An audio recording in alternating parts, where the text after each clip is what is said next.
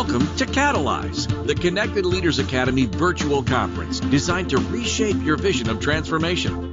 As we navigate the evolving business landscape, our speakers will unveil innovative strategies to manage and initiate change. Prepare to adapt, innovate, and lead, ensuring your role as a catalyst in this transformative era. 3 essential tools for radical personal growth. When we were little, it was natural for us to ask lots of questions. A common question we all would ask was, why? I was in the store recently and there was this little boy in the aisle with his mom, and I heard him ask her, why did that lady say, excuse me? His mom answered, and I giggled. And then the little boy looked up at me and said, why did you laugh? That wasn't funny. So I explained to him that what I thought he said was very cute. And it's good to be curious and ask questions. At one point in our lives, we stop asking questions and we start drawing conclusions and making assumptions. And some of those assumptions are more hurtful rather than helpful. At one point, we start to question ourselves and we forget that we were born to shine. Can you remember a time when you made an assumption that might have been hurtful to you and caused you to dim your light? That assumption for me happened in the 3rd grade. It was on the playground during recess. My family and I had just moved to a new town and I was in this new school and I wanted so badly to make friends. And that day I wanted to get in on the jump rope game. And I kept asking when it was my turn and nobody was answering me until finally this girl said, what don't you get? We don't want to play with you. The assumption I made is that I don't fit in. And then I started to look for evidence. And you know the saying, seek and ye shall find? I found plenty of evidence all throughout the rest of elementary school, middle school, high school, and way beyond. It was like a seed was planted and it took root. And it can stop us from going after the things that we want in life and achieving our full potential. But the good news is that you don't have to continue telling this story for the next 30 years. Once you have the awareness, you can choose to stop it.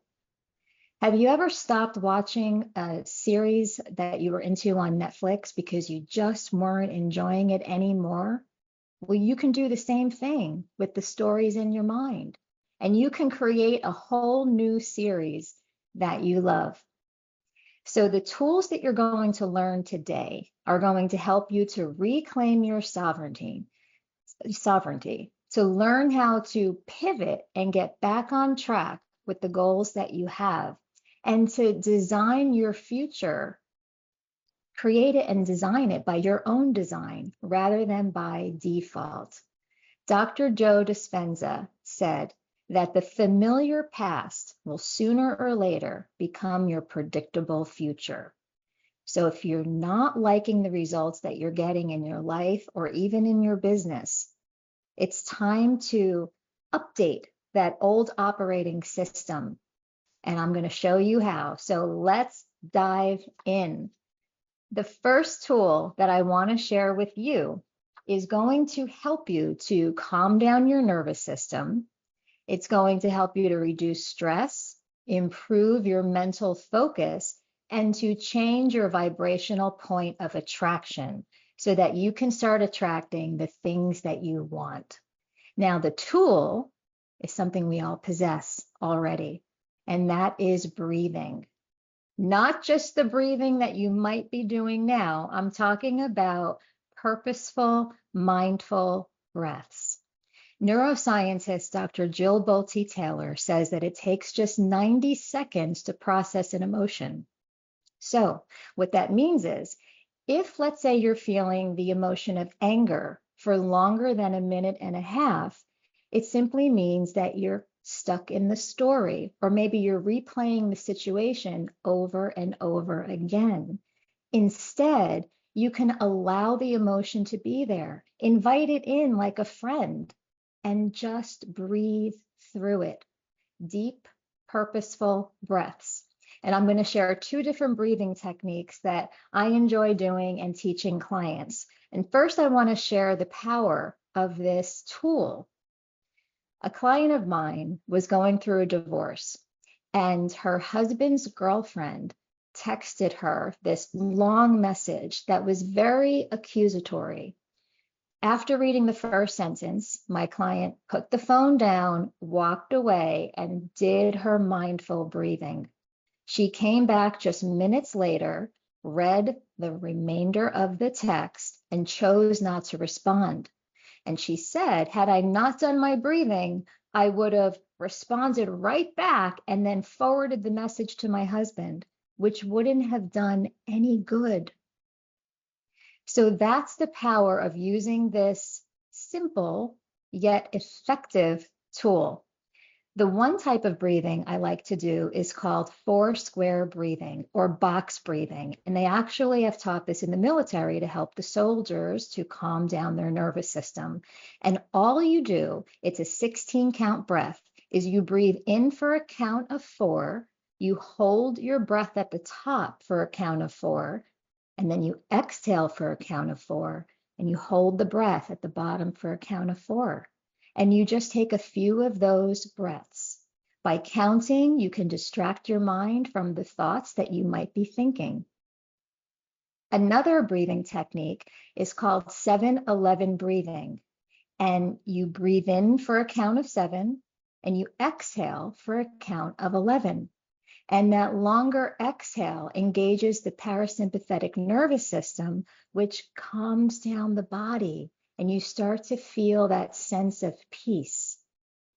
Now, whether you prefer the 4-square breathing or the 7-11 breathing, you can also do something called the peace process, which is while you are breathing, you ask yourself, if this emotion were a color, what color would it be? And notice the color that pops into your mind. If this emotion were a shape, what shape would it be? Is it square? Is it round? Is it jagged edges? Where in the body is it landing? Do I feel it in my chest, my stomach, my feet? And what size is it? Is it large? Is it the size of a tennis ball? So as you're noticing and just being an observer, the color, the shape, the size, the location, you're continuing to breathe through it. And you're going to notice very quickly that the emotion is going to start to dissipate. And you're going to feel relaxed. And now you've got some mental clarity. So you could see the situation different and you can be more resourceful. So that's the power of breathing, to clear your mind, to reset, and to show up as your best, most empowered self. Now we're going to move into the second tool. This tool can help obstacles just melt away. It can also open up your perspective and change the way you see situations. You can spot solutions that you might not have seen before. And you can also tap into your full potential. If you want to get out of your own way, you're going to want to use this tool. And that tool is reframing. It's the art of seeing the other side of things. Reframing also helps to separate intention from behavior. And this is really helpful when trying to understand other people in your life and having more patience and compassion with them. So reframing helps you to improve all relationships with yourself, with others, with time, with money. We're in a relationship with everyone. Steve Chandler, he's an author of The Prosperous Coach. He says to be the owner of your mind. as the owner, you don't have to let other people and situations rent space in your head. You have the power to evict them. So know that you can choose to be the owner of your mind. The thing is, people are going to talk through their own paradigms and beliefs.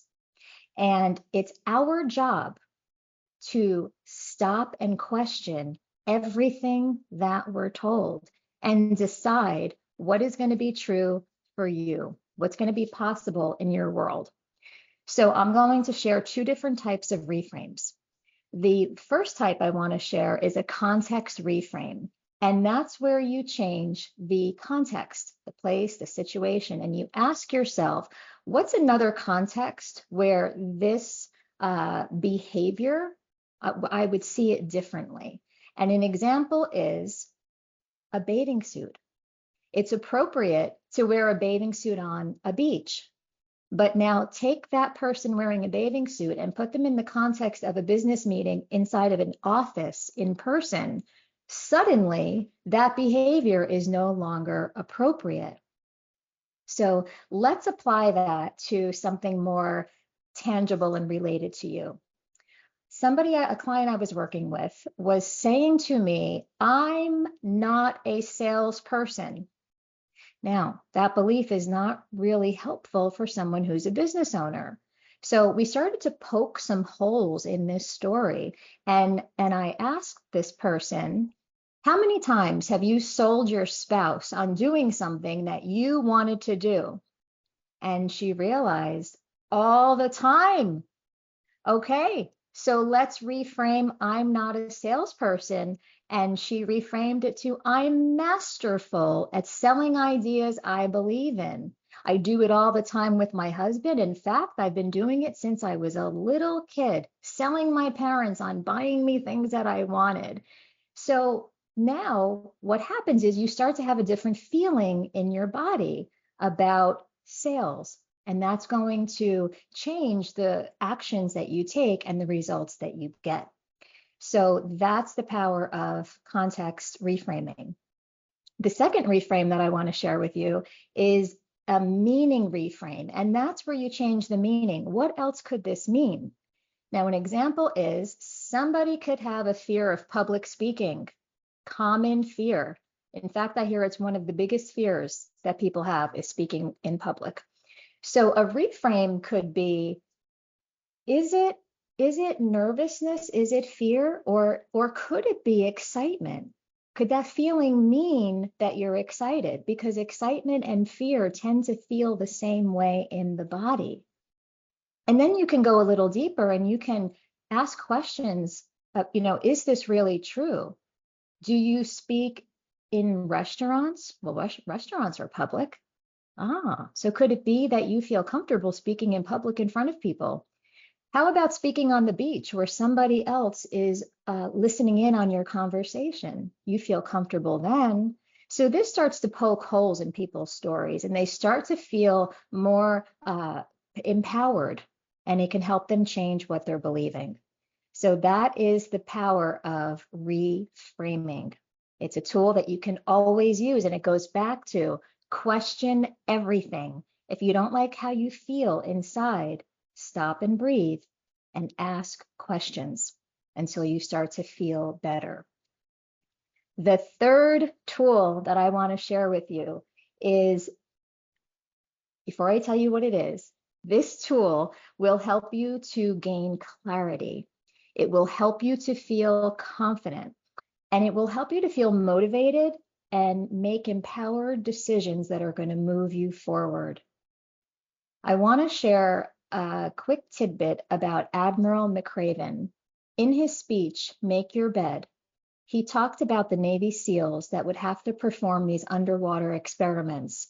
And when they would dive into the water and have to get to the keel of the ship, it was very dark and very loud, and it was easy for them to get disoriented and panic and fail the mission. And what the SEALs learned in time is that they had to remain calm and composed in order to successfully complete the mission. Admiral McRaven says you must be your very best, even in the darkest moments. This tool, the calm method, was born out of a dark moment. I was all set to do a money mindset training for a jewelry company. And 2 days before the workshop, the woman who hired me called me up and said, "This is no longer appropriate." It was March 2020, and the world had just shut down. She said, "Can you please just do something to help these women? Everybody is in a panic." So I said, "Absolutely." I hung up the phone and I panicked just a little. And then I decided to practice what I preach. And I said, I'm going to sleep on this. And when I wake up, I will have an inspired idea.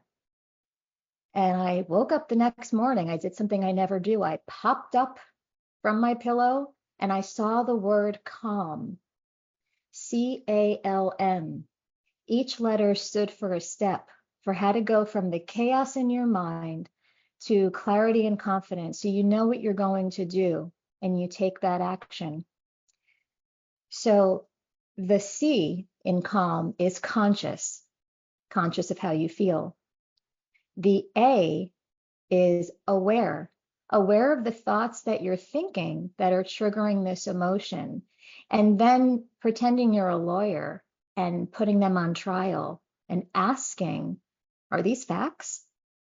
Or could it be my belief, my opinion, my attitude, my own interpretation, or my story? Most times it's not a fact. You could poke some holes in the story and the story starts to wobble a little bit. And then you can move into step 3, which is the L, lean into what else is possible. So if these thoughts are not true, what else might be true? What's another option? And that's where you do the reframing. And then in step 4M, make a new decision. Now that you feel better and you're focused on what you want, what's the decision you're going to make? And then take immediate action before you talk yourself out of it. That's really important, to take that action when it feels good and to do it right away. We have a tendency to start to question, is that really a good idea? And then we can just stay where we are. So I'm going to give an example of a client who we will call Samantha. Samantha started a financial planning practice, and she was feeling like she was being a bother, asking people to get on the phone with her to help them plan with their money, the future of their money. So C, she was conscious that she was feeling worried and she was feeling resistance to calling. The A is aware of what are the thoughts, what was she telling herself that was causing that worry? She was telling herself, I don't want to bother people, or I don't want to be a bother. And then she said, I don't want to be the pariah on the playground. When I go to pick up my kids, I'm asking other parents to get on a call with me to talk about your money. So this is the story she was telling herself. She admitted that they were not facts. Those thoughts were her own worries and beliefs and interpretations. So we leaned into what else is possible. What's another option? And she said, well, it's important to me to help people and to support people. So she said, when I start these conversations, I'm being helpful. And she started to feel a little bit better. And then she said, I'm a natural born nurturer. She was is the mom of 3 kids. So she said, I'm nurturing as I'm helping people and I'm educating them on stuff that they need to learn to improve their lives. So M, her new empowering decision, make a new decision. Her decision was, I'm a natural born nurturer, and nurturing is the new prospecting. So now prospecting had a positive, warm feeling because she reframed it to be that way. And she started making that her focus, and she met her goal that month of getting 7 new clients. So this is the power of utilizing these tools. And I will recap the tools because they all go together. They work together. Number 1, breathing. Really, every day, just take a few moments to take some mindful breaths, 4 square breathing, 7-11 breathing. There's so many different types of breathing techniques that you can use to reset, calm down your body, and change your vibrational point of attraction. It's very interesting. There's been a lot of work around emotions, specifically through Dr. Joe Dispenza's work. And he says that we can become addicted to our emotions. So we can feel we can have the emotion of guilt, for example, in our body, and we don't notice it because it's been there for decades. And just because we're not conscious of it doesn't mean that it's there. And that's what you're attracting and drawing more of in your life to match that vibration of guilt in the example I just used. So make it a point to breathe for a few minutes every day just to process those emotions and start to raise your vibration. The second tool that I talked about was reframing. Ask questions. We assign a meaning to everything. And if you don't feel good inside of your body, create a new meaning because you're the owner of your mind. And the third tool was the CALM method, CALM, conscious of how you feel, aware of what you're telling yourself, those thoughts, lean into what else is possible, and make a new decision. And this is how you can start moving towards your goals more of the time. Stay focused on what you want. I want to close with this metaphor, and it comes from Ramana Maharshi.